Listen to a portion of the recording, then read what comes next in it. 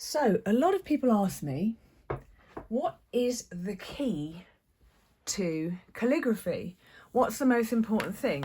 And I can't tell you that, so I'm not here to offer you any miracle suggestions that there's just one thing on its own that's important. But one of the key things that you need to know when you're starting off is to find the way that you hold your pen that gives you the pressure or the control that you need. Now, obviously, I'm here because I promised you I'd help you master how to do better handwriting in this way and how to go about calligraphy. The only thing we're going to be up against here is your physical approach to things, and everybody wants to have their own style.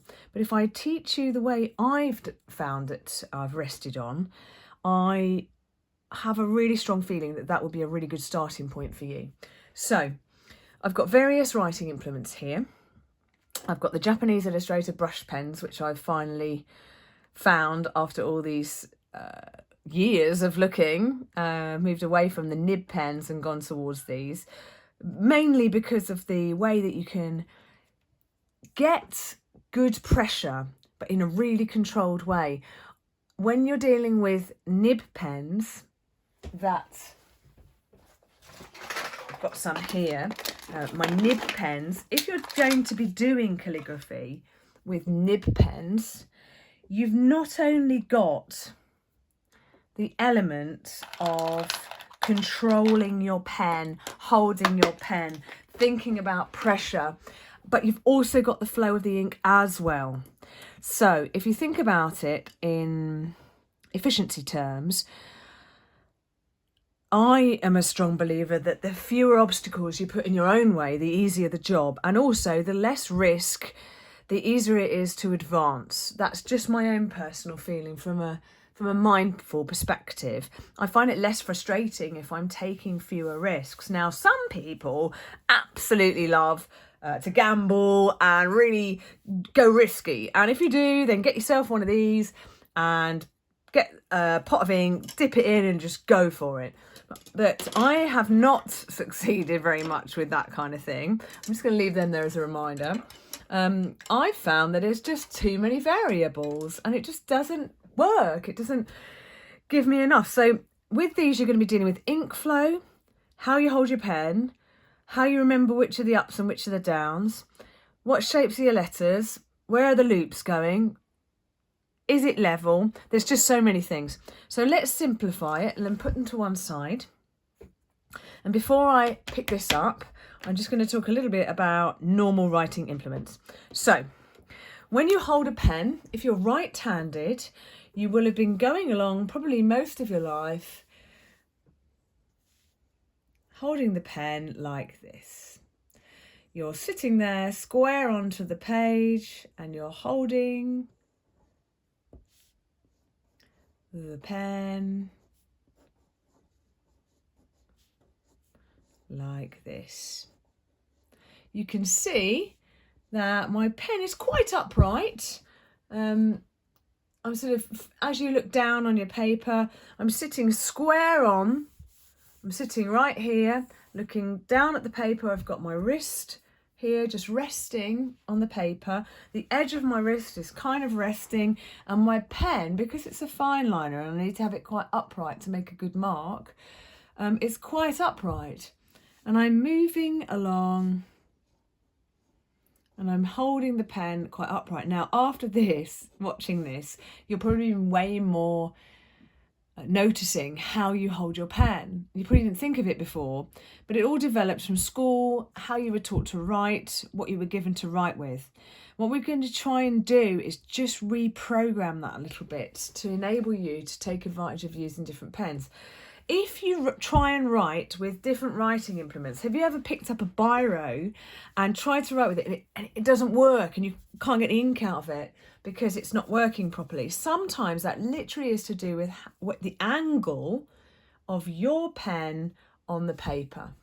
So if you view my hand like this, you'll see I'm leaning the pen down. Now I've got the pen up, now I'm leaning the pen down. And I'm leaning the pen down this way and I'm leaning the pen down this way. you might write like any of these. You might write like this. So you might write from above, which is, there's nothing wrong with any of these writing styles. If you're left-handed and you write in this way, so I've been told that if you write in this way by a left-handed person, you will smudge what you've just written, which is why in my earlier comments, I was explaining that as a left-hander, if you turn this whole page round 45 degrees this way, as you write, you won't be smudging it because your hand is here, okay? And then your line of writing is here. So you'll be smudging nothing. You'll be below it, okay? So back to writing. This is my right hand. So in general, you'll try, especially with rollerball biros, they have a little ball at the end of them here. And unless you hold it upright, you won't get the ink to come out properly. So I know you don't normally think about these things when you pick up a pen, do you? You just want to write something. So let's take this mentality towards a pencil. I've got a regular pencil here, but I've also got something fantastic, which is a carpenter's pencil. Regular pencil, same thing. You might hold it like this. If you're drawing, you might move the pencil around to do shading. Yeah, as you can see here, you might move the pencil and like lean it down. So you start to think about, oh, if I use a pen with this mentality and have it upright for thin and then lean it to make a thicker line, you see? So if we just go here like this, little thin lines like this, once you start to lean the pencil down and press harder, you've suddenly got much thicker lines. And that's exactly where we're going with the brush pens, okay? Now, my father suggested these because he knew that a carpenter's pencil is flat lead with a thin edge. This is so that they can do their measuring and marking with absolute accuracy. They sell these in builders merchants, and I went and got myself some, and sure enough, now my father's left-handed and he was having trouble holding the pen like I'm going to suggest to you in a minute.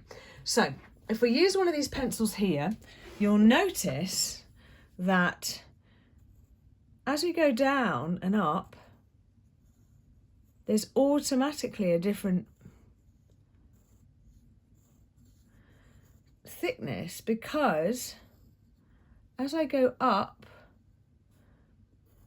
there's a really thin line because I'm not pressing very hard. But when I go down, I'm really pressing hard.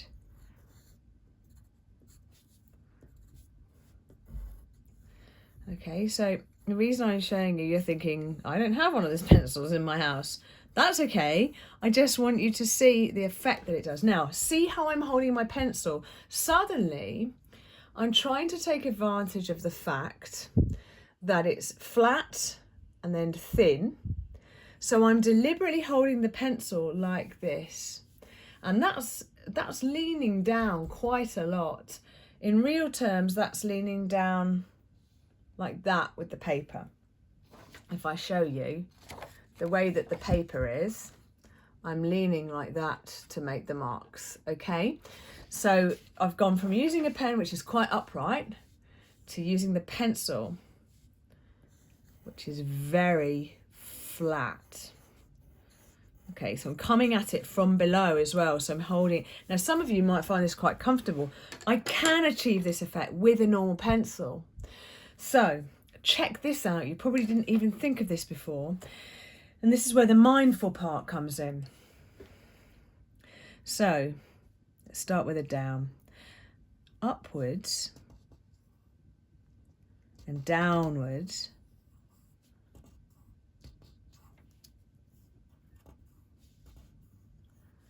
Because this is a really soft pencil, I'm getting different pressures come out through the pencil onto the paper. Look at the difference now.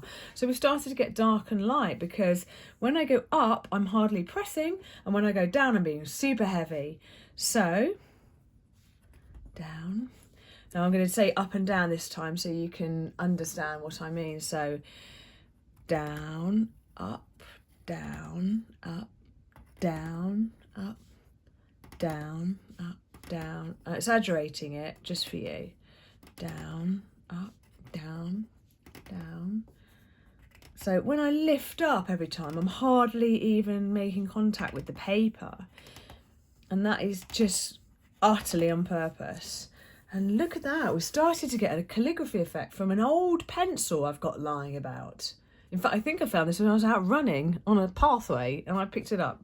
But that's an interesting fact, but true. So look what's happening here. So we've got the regular, the carpenter's pencil, and now we've used a soft pencil and we're noticing up is light, down is heavy. So as you're writing, you can almost, and we'll come back to this, talk about breathing. Every time you go up, take a breath in through your nostrils, and every time you go down, breathe out through your nostrils. We'll come back to that. So finally, let's talk about using one of these little babies here. So these have a nib. It's more obvious on these. They come in different thicknesses. As you can see from this one, they have what's called a brush nib. They're called brush pens.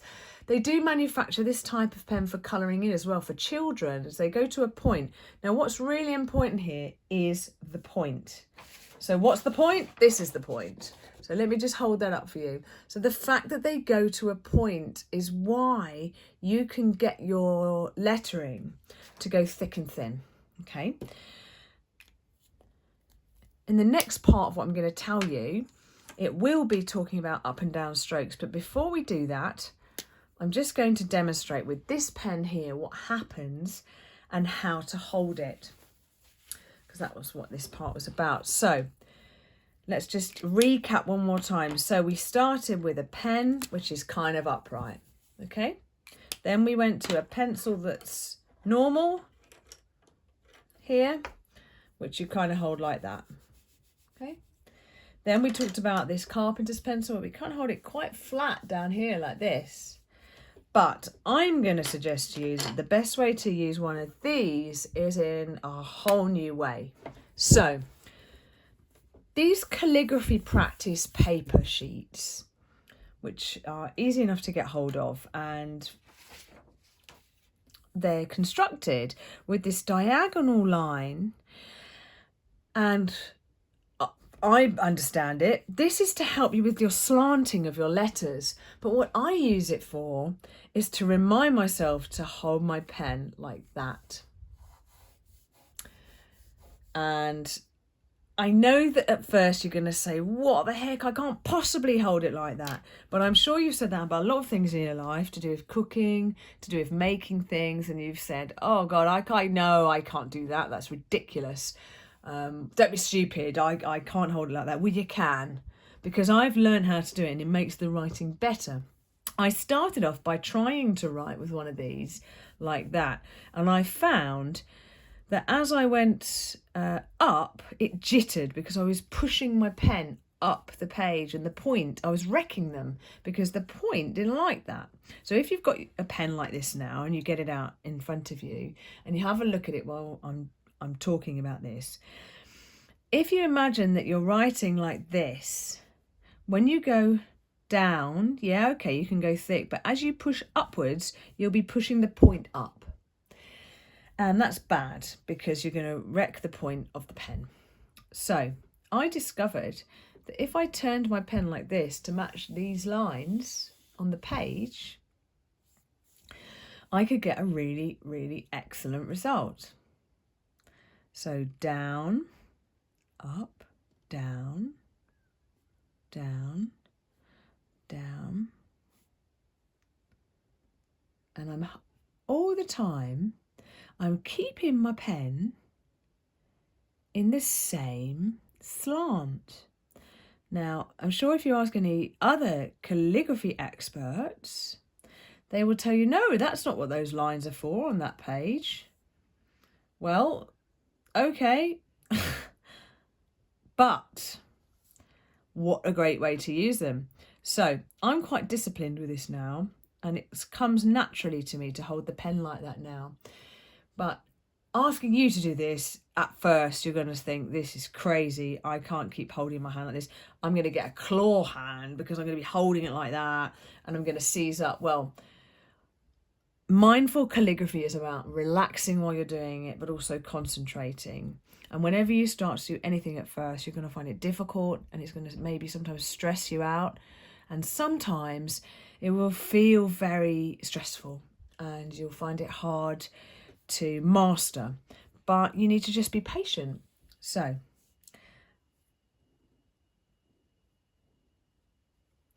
if you can see me doing it, hopefully it'll encourage you that it does work. Now, I've gone a bit faster here because I've been doing this a while. But it enables you to press down. Every time you do an up, you're actually pulling the point up the page instead of pushing it like that, okay? And then when you go down, it's easy. You're leaning the pen quite close to the paper as well. So, in terms of angle here, I should probably show you this way. So here is the angle of the paper, okay, looking down the camera, and I'm holding it quite low to the paper like this, okay? I'm not holding it like this, and I'm not leaning down like this, because that means pushing like this, and it just doesn't work. But if you turn your pen like this, and go down, up, down, very light, down, very light, suddenly it unlocks the ability for you to be able to control the pressure of this pen. And the next thing I'm going to talk about is going to be practicing your waves as you go along. So I don't expect you to be able to do this immediately. Neither should you. You should be really easy on yourself and give yourself space to breathe, and you're going to get really good at this if you practice it. I absolutely guarantee it. But what you're not going to do is get really good really quickly and be able to do it immediately. So if you start trying to practice with your pen like this, then expect that it won't look how you'd like it straight away. But if you go through what I'm going to tell you about next, which is the waves and the pressure, under pressure, you're going to be able to master it. But it was important for me to tell you how to hold the pen first, because if you start doing waves like this, it won't work and you'll get fed up. And unless you think about holding the pen very deliberately at this angle, following these lines on the paper, then you won't get such good results. So there's no point in me not telling you this, okay? So on some pens, now you'll notice when you get that next biro out to write that shopping list, that actually there's a lot more to writing with a pen than you probably even are conscious of. We're taught as children to just pick up a pencil and make marks with it. But unless you're an artist and you're exploring how the marks actually are made and how you can perfect different marks and have more control over it and be painting and drawing, then you don't really think about how a pen works. Why would you? You just need something to make a mark with. So the next thing we're going to be doing, down, we're going to be practicing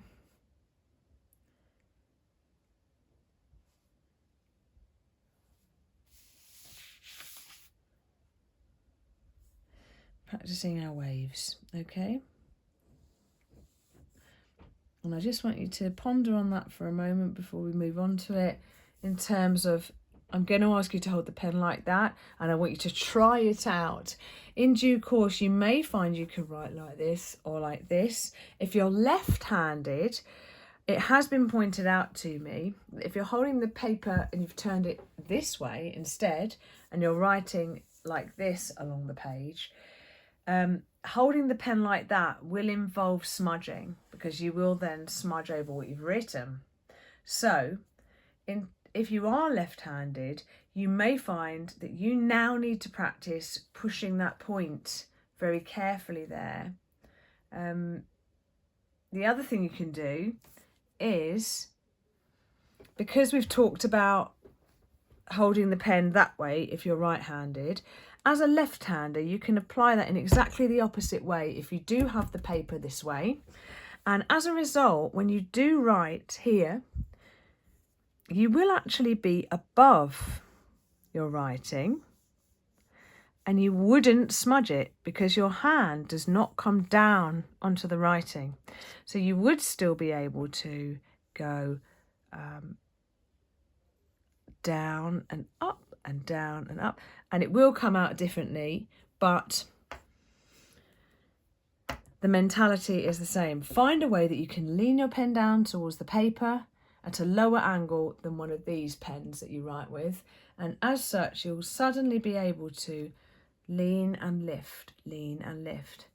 And these brush pens are made so that the leaning it will give you a nice thick soft line, and lifting it will give you a point because of the end of it. So give it a whirl. I want you to just practice sitting there and move on to the next part where I tell you about the waves to make, but I would like you to try holding your pen like that. Let me know how you get on.